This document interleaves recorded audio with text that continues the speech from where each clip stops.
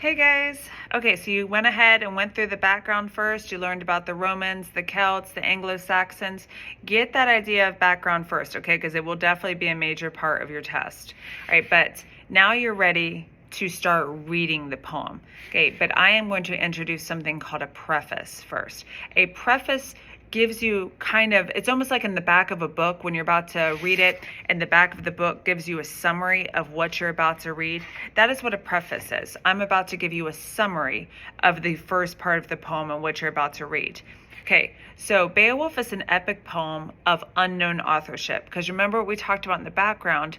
It was recited and memorized and told over and over and over throughout mead houses. So there's not really any one author.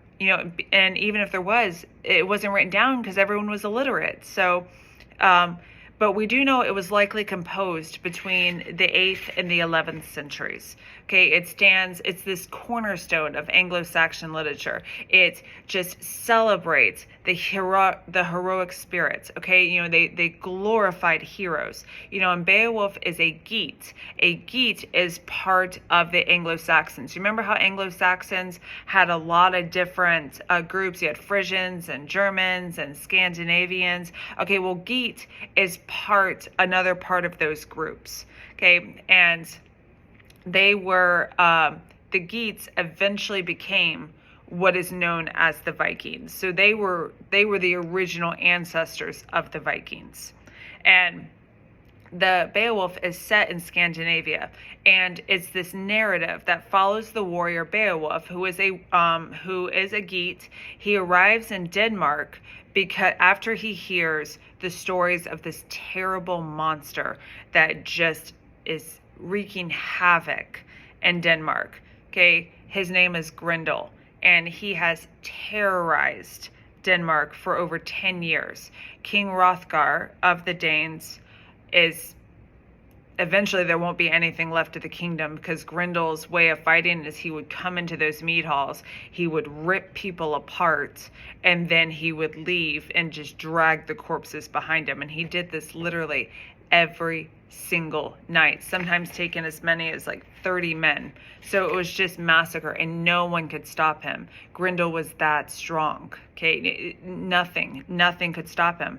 And Beowulf heard this, and he's like, I want to go travel over there. I want to kill this monster. Don't be fooled. Beowulf is not doing this out of the goodness of his heart. He's a warrior.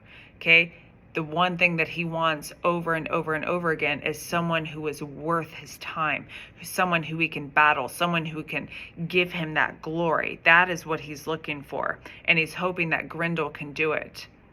Okay, but the poem actually goes on past Grendel. I won't give you a spoiler alert on what goes on with Grendel, but afterwards, there's another part of the poem in which Beowulf fights Grendel's mom.